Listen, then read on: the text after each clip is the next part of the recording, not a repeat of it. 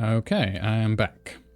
And for this episode, I thought I would do Infested Ruins, get that out of the way, because this is probably a map you want to really have completed a bit sooner than I am now, because it has a really good survival for armor farming. Yeah. So let's... I haven't made any upgrades since the last episode, so stats will not have changed, but show them off anyway. Do I want to respec back into rate? I think I do.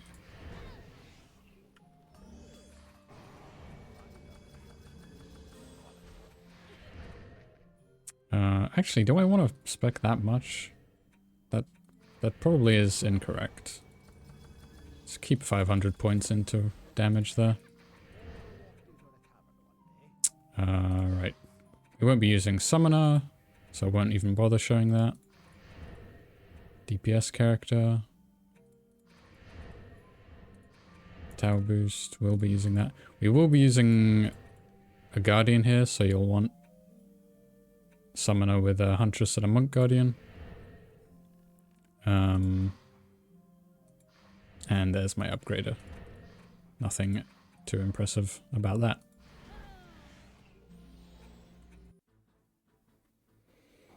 So the build I'm going to use to clear the campaign is pretty similar to one I've had on Dungeon DD Planner for a long time.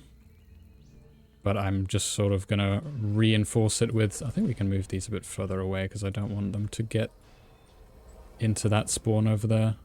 I don't want them to reach in and slow the mobs down right away. We'll put this about there. Yeah, this is basically the ore replacements for a build I already have. Well, the whole build is basically the same, but I'm just going to be sort of reinforcing it with golems. I'm going to be doing some heavy golem abuse, as usual, for these maps, these campaign maps with bosses. You can pretty much just trivialize any of them, it seems, with golems, so I'm going to continue doing it. Alright, for here, I'm going to put the buff beam right on this rock here, or like this pile of rubble here. Just so it tags the auras, basically. Get the rest of these chests. And now what you will want to do for the first wave is add in one of those summoners I was talking about. Move it over to these auras here. I like putting him up here so he doesn't get clobbered by any of the ogres that spawn in during the wave. Right, we are done with buff beams. Don't have much time left here because I'm being quite slow. We're going to do 4 LTs and 4 DSTs right here on top of each other. I think we're going to do something like that. And then for the first wave, we can just do Jester, I think. Do some upgrading. Mainly this buff beam here, because, yeah, you don't want mobs to get to this core. So we're just going to get some mana here. Upgrade this buff beam as soon as possible. It's not too big of a deal that crystal is taking damage, because it won't be for very long. Something you have to watch out for on the first wave here is this ogre that is going to try and damage your towers here. So you might just have to DPS him a little bit. Depending on how much HP you have on your adept.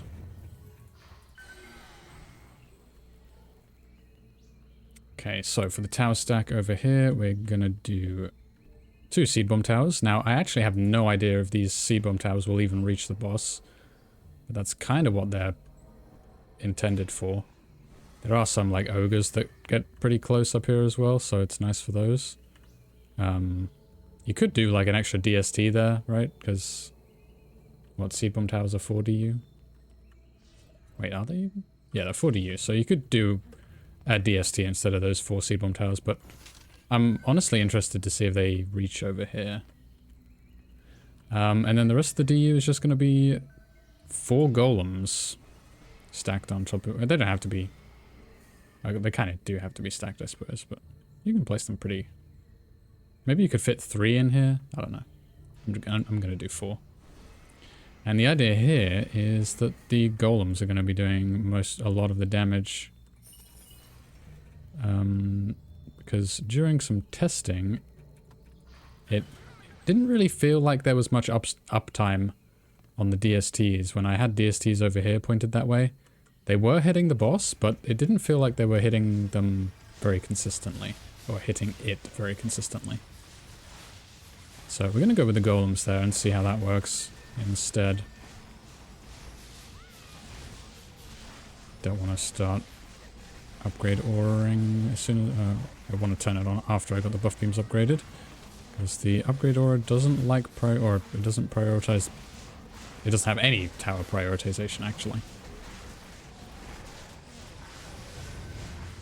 And then with this summoner over here, it's not necessary, but I'm just going to place him so he's boosting the auras first and foremost. So yeah, that aura is nice and big now.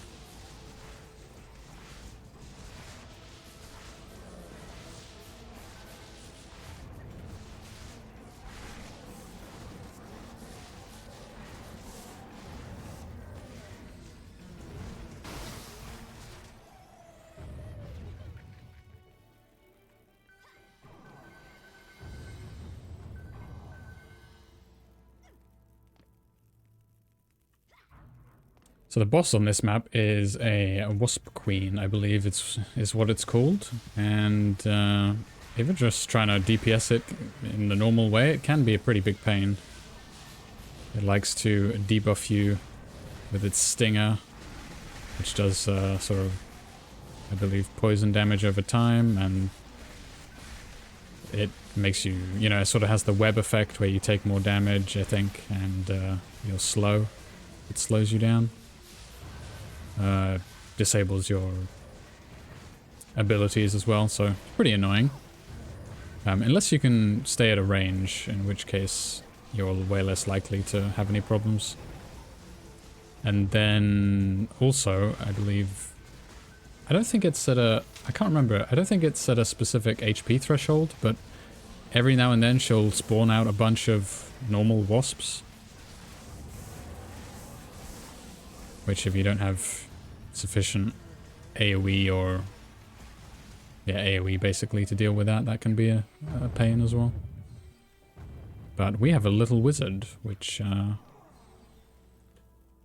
going to be very effective at dealing with those.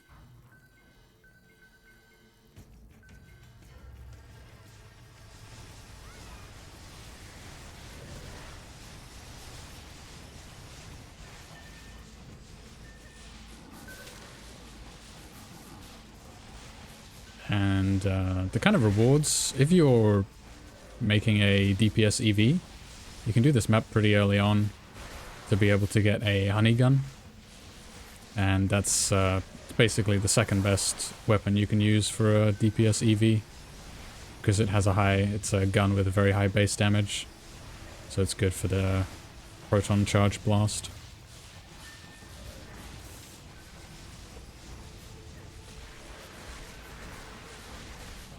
Other than that, there's a staff and a monk weapon. There is a sword as well. Pretty much all the weapons from this map are decent. They're not really the best at anything other than the monk weapon, which is the best weapon if you're fighting a kraken, because it fires a single projectile that does a decent amount of damage in one hit, which is good for the kraken. It also has splash damage as well, which is quite nice.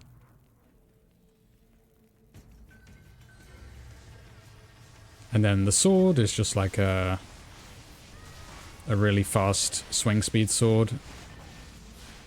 It's okay, but it doesn't really get much use just because no one really uses barbarians just for swinging the swords. They just use barbarian for the hawk. Hawk attack. And then the staff can be a really good builder staff. So if you're farming this map, I would advise doing it on at least 2 apprentices if you want a good builder staff. I don't think I'll be doing this map much for that purpose. Or I don't think... the campaign anyway, sorry. I will be doing the survival. And then on the last wave, bringing in apprentices for the staff reward. Because then you can be farming armor and good builder stuff at the same time.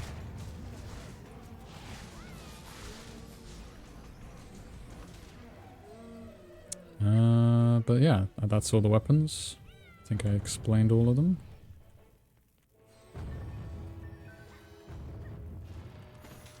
This build, I have not done this before with this exact build, so I'm assuming you can completely AFK the boss.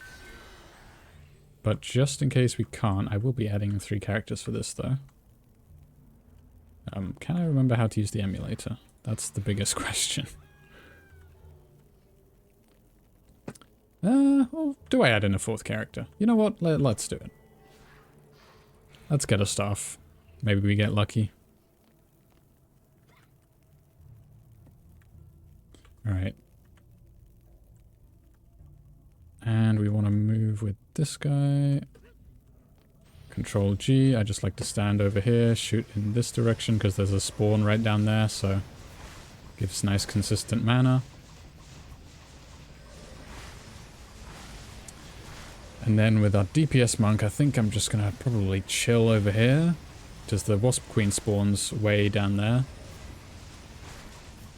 And then follows this sort of this path around to wherever it's aggroed to. Now I am seeing the seed bomb towers shoot over here, so that's a good sign. Looks like they do have that big of a range.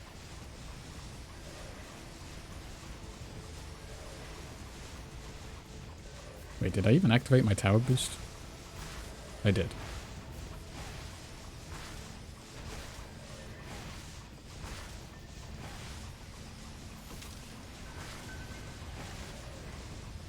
So yeah, like I said, I won't be personally farming the campaign map, but it's definitely not a bad idea. If you don't have a good apprentice builder weapon, definitely run this map a few times. You can get a pretty good upgrade, most likely, if you're at the point in the game that I am. I mean, I'm still using, some mythical fusion rift from Moonbase, so hopefully I'll get something a bit better. Okay, that was our tower boost going down. That's fine. We'll have it up for the boss.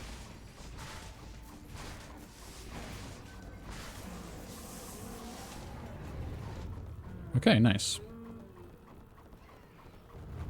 So I'm just going to press V here to skip the boss timer. And start tower boosting over here. And once the wasp gets down here, I will... There, you can see the wasps that she spawns already.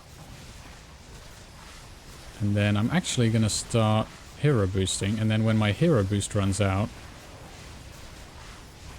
I'm going to start tower boosting. So it appears that the seed bomb towers do in fact hit the boss from all that distance, which is really nice. Yeah, that's exactly what I wanted to see. Yeah, well, we're killing the boss fast enough, so I'm just going to start tower boosting.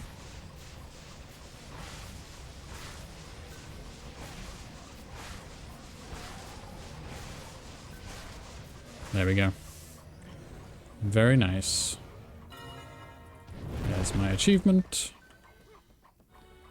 So we got 2 honey spears and a staff, and then random, because my last character was the summoner. So we got an ultimate honey staff, unfortunately not good for a builder weapon, but you can see here the stats. You can get some nice stats. And 2 spears, let's see. That's okay. That is not. So we'll keep that, I want to test that out. And there's a honey sword right there.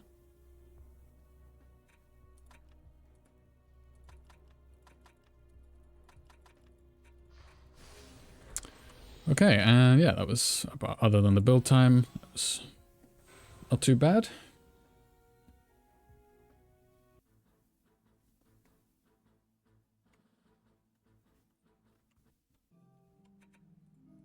So let's see how good this honey spear is compared to what I currently have. So the way you want to upgrade a honey spear is max projectile speed and then just everything into range damage. So it's 185k.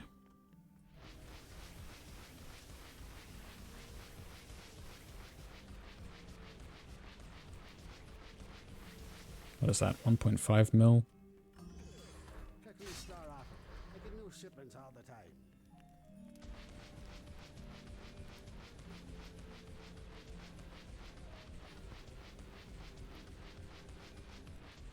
Okay, so it is not better than this, whatever this weapon is called, Devil's Spine. But it is nice because it also has a secondary effect. Yeah, it has a weaken effect. I think that means that anything you hit with this will do less damage. But I don't believe this affects bosses, so it's kind of irrelevant. Yeah. I'll just keep it because it might be nice to have one to use. But I won't be using it as my primary weapon. Right, so now that we've got the campaign done, I want to show a survival build as well. Because I am going to be doing this a few times, I think. Farm some more armor and staffs, like I said. So let's do it.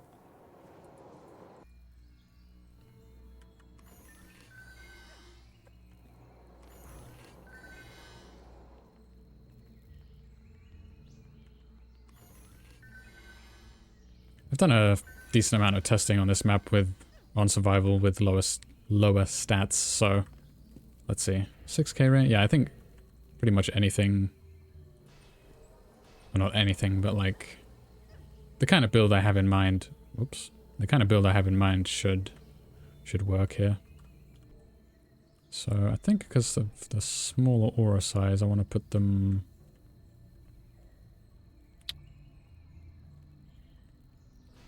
I think I remember putting them on that like crack there.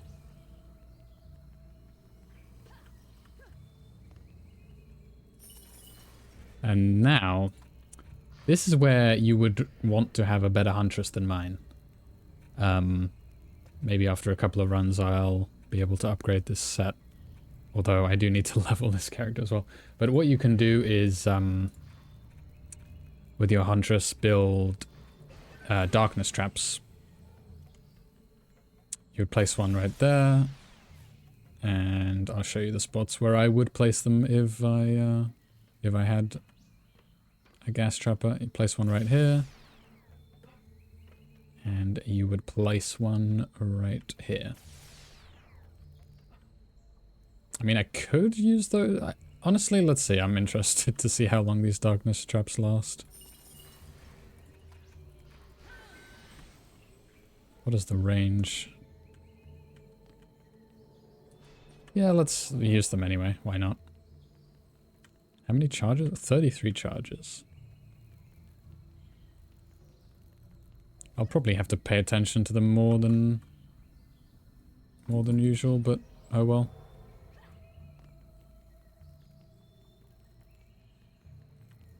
This does, or should, speed up your waves a fair bit.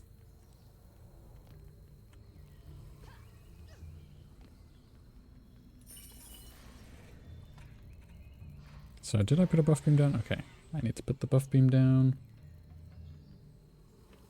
We put a buff beam down right here. I like to put the start of the buff beam on this, like, it like fits nicely inside this glob of honey here. And you just drag it to the left if you're standing at this orientation.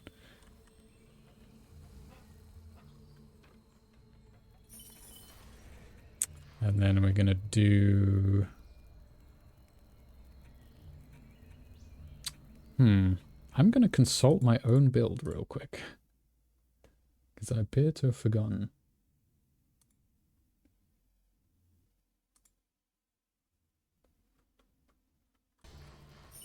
Okay. I think it's probably... Yeah, it's shroom and a golem.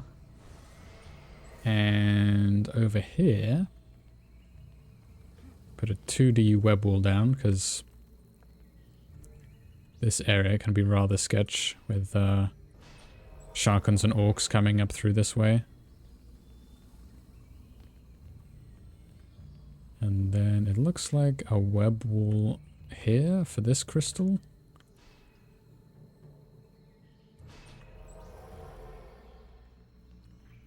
Although I think I'll have DU left over, so we'll see what I can use that on. And then it's just lightning towers at this point. You don't really need, you don't need any DSTs for the survival on this map, especially if you're using darkness traps. It's just gonna be worse.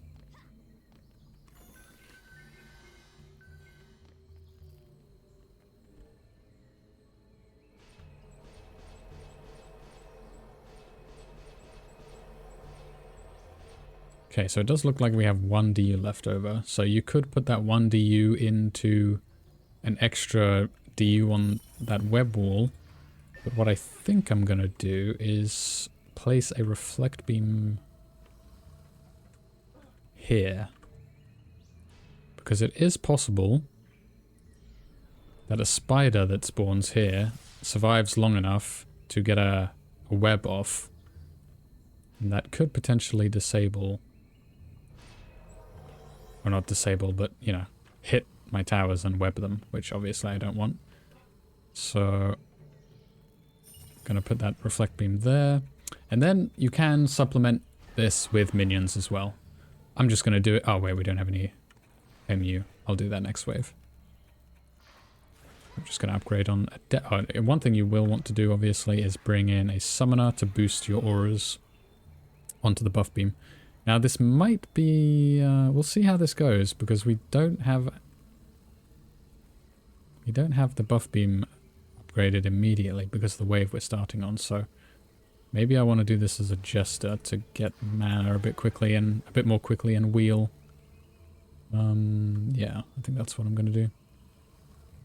Okay, here's the best place to get mana immediately.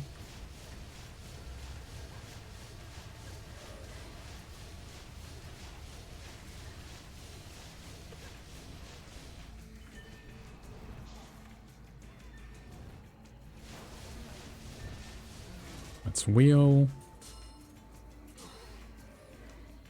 Okay, there's like no enemies. Where's that ogre? Are they coming from over here?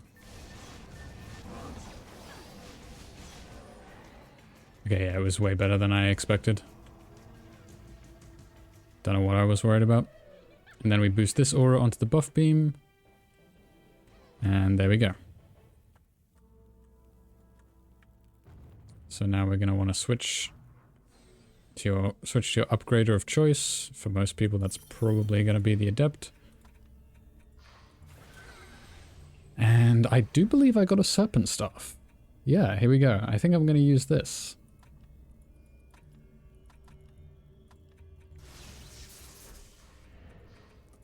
So the way you want to upgrade this is fully into projectile speed, fully into charge rate, and honestly, I'm just going to cap the aura upgrade stat and then all the rest of the upgrades into base damage.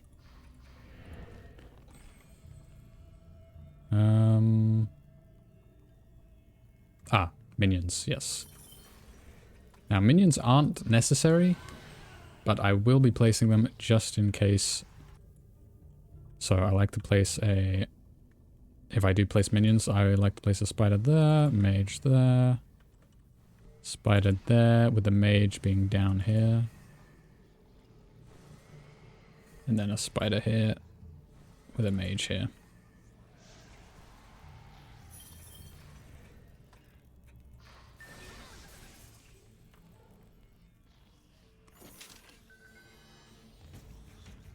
So for upgrading, I'm just going to stand on the towers here and shoot so that the serpent staff projectiles sort of arc over that little terrain there and hopefully are in the spawn right over there.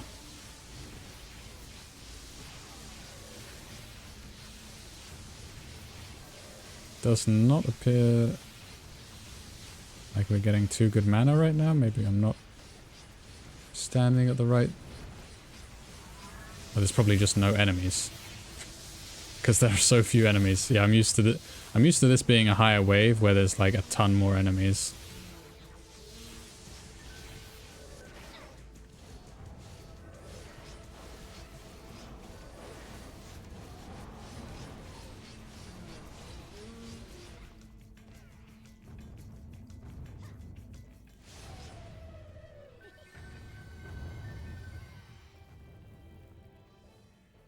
Right, so I think I'm just gonna cut here and come back when I've got everything upgraded. And yeah. Okay, so I've finished upgrading all the relevant stuff basically. And I'm on 2 summoners now.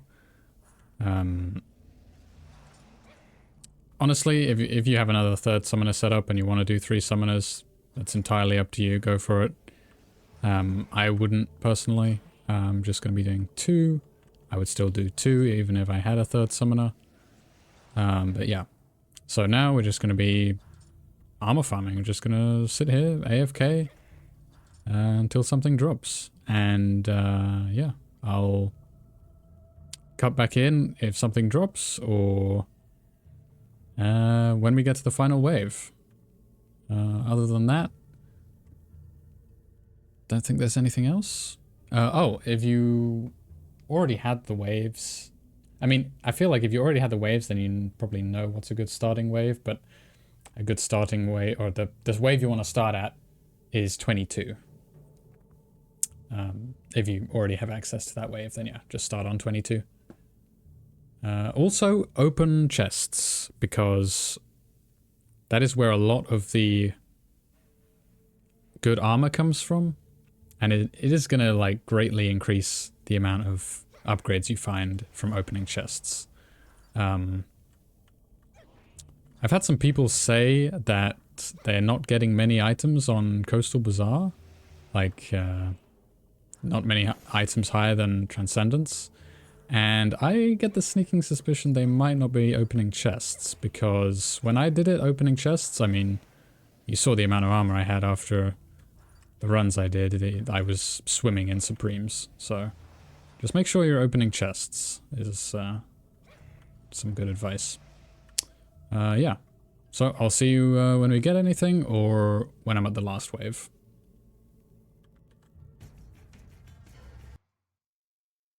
Okay, so it appears we have lost here on wave 33 out of 35, so honestly, not too surprising, but it's good enough to where, you know, you can consistently get up to this wave and to farm armor on, so not too bothered. I mean, you can build more minions and probably make it a lot safer, so...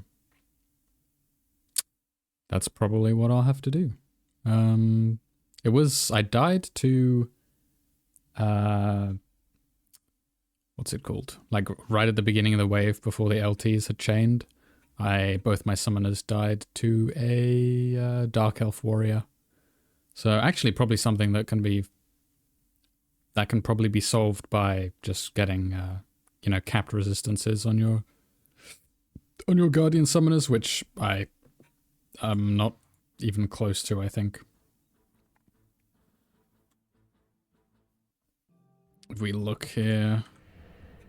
yeah, it's in the mid 70s, mid to low 70s on all those all the resistances, so not surprising really. But we got a decent amount of stuff. Quite a few alts. So yeah, I'll just keep doing that basically. I think I'm going to stop picking up Supremes. Not really. I mean, maybe I'll keep them on just to like easily make, you know, sets for my summoners. But other than that, I don't really see any reason to keep picking up Supremes. The Darkness Traps actually survived perfectly fine. I did upgrade them to 3 chevrons, but they actually worked pretty well. Didn't have any problems with them desummoning. Yeah.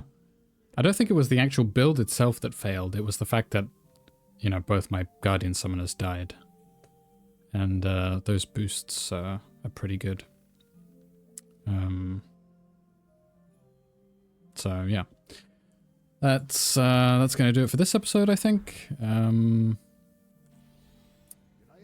Let's see. That's quite a few maps we have done now. So, what do we have left? We have all the CR maps still left. Emerald City, Polybius, Flames of Rebirth, and Ember Mount. Pirate Invasion, that's not something that takes much effort, so I'm not going to bother with it for a while. You just have to get to wave 7 on Pirate Invasion for it to count as completion.